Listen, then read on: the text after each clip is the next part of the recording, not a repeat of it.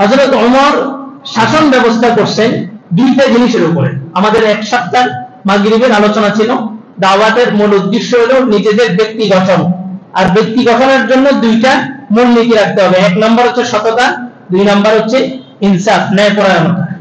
এই দুইটা জিনিস যতক্ষণ পর্যন্ত আপনার মধ্যে না আসবে ততক্ষণ আপনি আরেকজনকে দাওয়াত দিতে পারবেন না।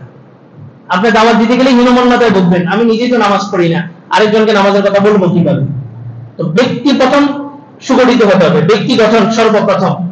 আল্লাহ রাসূল নবী হয়েছেন 40 বছর পর, কিন্তু 40 বছর রাসূল কি ছিলেন? একজন সত্যবাদী ছিলেন। রাসূল একজন আমিন ছিলেন, আমানতদার ছিলেন। 40 বছর পরে উনি হজ, যাকাত, রোজা সব পাইছেন, কিন্তু 40 বছর উনি ন্যায়পরায়ণ ছিলেন। এই জন্য যুগে যুগে যত নবী আল্লাহ তাআলা পাঠাইছেন, নবুয়তের দায়িত্বের আগে ওই নবীকে আল্লাহ তাআলা ঠিক করছেন। তার মধ্যে দুইটা জিনিস প্রত্যেকটা নবীর মধ্যেই ছিল। এক নম্বর হচ্ছে সাদাকাত, সততা, দ্বিতীয় নম্বর হচ্ছে ন্যায়পরায়ণতা। সততা কেমন জিনিস? বলে যে আমি সবসময় সত্য কথা বলি, অথচ সততা কাকে বলে, সত্য কাকে বলে? সমাজে দেখবেন একটা মানুষ সারা জীবন সত্য কথা বলছে, একদিন একটা মিথ্যা কথা বলার কারণে তাকে মরণ পর্যন্ত মানুষ কি বলে? মৃত্যু বলে। মিথ্যা কথা বলছে কয়দিন? একদিন। ধরা পড়ছে কয়দিন? একদিন। চুরি করছে চোর, ধরা পড়ছে কয়দিন? একদিন। তাকে চোর বলা হয় কতদিন? মওত পর্যন্ত। কিন্তু আল্লাহ রাসূল 40টা বছর কেমন কাটাইছেন যে কাফের মুশরিক বেঈমানরা বলে যে রাসূলের সাথে আমাদের ধর্ম নিয়ে মত পার্থক্য দেখতে পারে, কিন্তু মুহাম্মদ একজন সত্যবাদী। রাসূল যেদিন মক্কা ছেড়ে মদিনায় চলে যেতেছেন, হযরত আলীর কাছে আমানতের মালগুলো দিয়ে গেছেন যে আলী এই এই লিস্টিতে অমুকে অমুকে আমার কাছে মাল রাখছে, সম্পদ রাখছে, তাদের সম্পদগুলো তাদের কাছে পৌঁছায় দিও। মুগীরা বড় ব্যবসায়ী ছিল, সে আল্লাহ রাসূলের উপর ঈমান আনতে গেছে, আনার কাছাকাছি ছিল, কিন্তু ব্যবসায়িক প্ল্যাটফর্ম থেকে তাকে শক্ত হাতে ধইরা দমন করে তাকে আর ঈমান আনতে দেওয়া হয়নি। তো মানুষের যখন সাপোর্ট পাইছে তখন সে অহংকারী হয়ে গেছে, দাম্ভিকতা প্রকাশ করলো, আল্লাহ রাসূলের সাথে বেয়াদবি করলো। আয়াত নাযিল হলো সূরাতুল কালামের মধ্যে আল্লাহ রাসূলের উপরে। তার কিছু খারাপ সিফাত ছিল যেগুলো আল্লাহ রাসূল উল্লেখ করছেন। তার মধ্যে একটা ছিল অতুল লিন বাদা যালিকা জানি।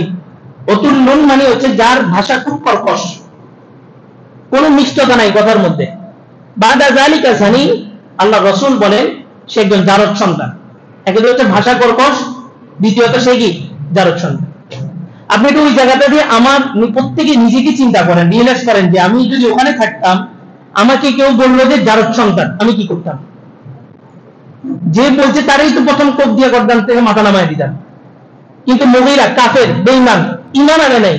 আল্লাহ রাসূল যখন বলছে জারদ সন্তান, এই দৌড় দিয়ে গেছে বাড়িতে। বাড়িতে ঢুকে তরবারির খাপ খুলে মায়ের গর্দানে তরবারি ধরে ফেলেছে, কানের নিচে তরবারি ধরে বলছে বলো মুহাম্মদ কখনো মিথ্যা বলে নাই, মুহাম্মদ আমাকে জারদ সন্তান বলছে, মানি হলো আমি জারদ সন্তান। মুহাম্মদ কোনোদিন মিথ্যা বলতে পারে না। বলো আমার জন্ম কোথা থেকে হয়েছে? মা বললে যে তোমার বাবা অনেক ধনাঢ্য ছিল, অনেক সম্পত্তির মালিক ছিল, কিন্তু সে কাপুরুষ ছিল। আমি হীনমন্যতায় ছিলাম, আমি মনে মনে ভয় করতেছিলাম যে তোমার বাবার ইন্তেকালের পরে আমাকে দেখাশোনা করবে কে, আমার সেফটি দিবে কে, এত সম্পত্তির হেফাজত করবে কে? এই কারণে আমি আরেকটা জায়গা থেকে তোমার বাবার জীবদ্দশায় তোমার জন্মের ব্যবস্থা করছি। তো কেমন বিশ্বাস ছিল রাসূলের উপরে।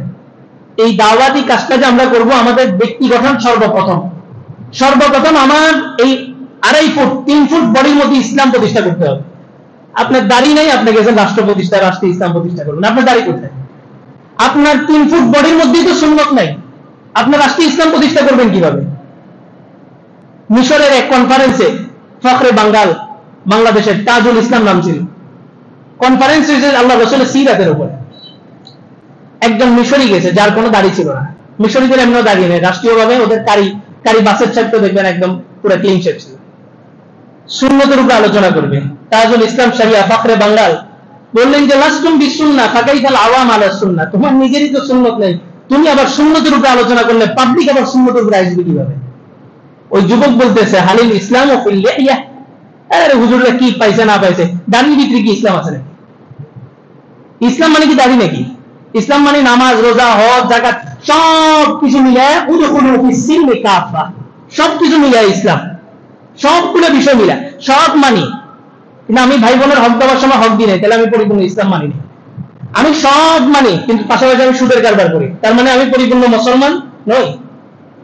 সবকিছু মিলে ইসলাম। যুবক বললো জাহালিল ইসলাম ও ফিঙ্গিয়া, এই তাজুল ইসলাম তুমি কি পাইছো? দাড়ির মধ্যে আবার কিসের ইসলাম? তুমি আমার পুরো জীবনী দেখো, আমার পুরো বডি দেখো, দাড়ির মধ্যে কিসের ইসলাম? ফখরে বাংলাল বলছেন, হ্যাঁ তোমার কথা সঠিক, দাড়ির মধ্যে কিসের ইসলাম? লাকিন আল লিহইয়াতু ফিল ইসলাম, দাড়ির মধ্যে ইসলাম নাই, তবে ইসলামের মধ্যে দাড়ি আছে। দাড়ির মধ্যে ইসলাম নাই, তবে ইসলামের মধ্যে কি আছে? দাড়ি আছে। আমি ব্যক্তি আগে ঠিক হইলে না, তারপর আমি আরেকজনকে দাওয়াত দিব। আমি নিজে দুর্নীতিতে জড়িত, আরেকজনকে বলতেছি দুর্নীতি করা যাবে না। আমি নিজে সুদের কারবারে জড়িত, আরেকজনকে বললাম যে ভাই সুদ খাওয়া যাবে না। আমি নিজেই নামাজ পড়ি না, আরেকজনকে যাই বললাম যে ভাই নামাজ পড়তে চলি। এটা কাজ হবে না? আরো বিদ্রুপ, ঠাট্টা বিদ্রুপ করবে। এই জন্য প্রত্যেকেই প্রত্যেকের জায়গা থেকে নিজেদেরকে গঠন করেন, নিজেদেরকে পরিপূর্ণ ইসলামের উপরে আনেন। আপনি ঠিক, দুনিয়া ঠিক। প্রত্যেকেই উসুলের উপরে আসেন। আমি ঠিক মানে দুনিয়া ঠিক। আজকে দুনিয়া যত কিছু হইতেছে সব কি? আল্লাহ বলেন যাহারাল ফাসাদু ফিল বাররি ওয়াল বাহরি বিমা কাসাবাত আইদিন নাস। ছোট থেকে ছোট কোনো ফিতনাও যদি হয়, এটা মানুষের হাতের কামাই।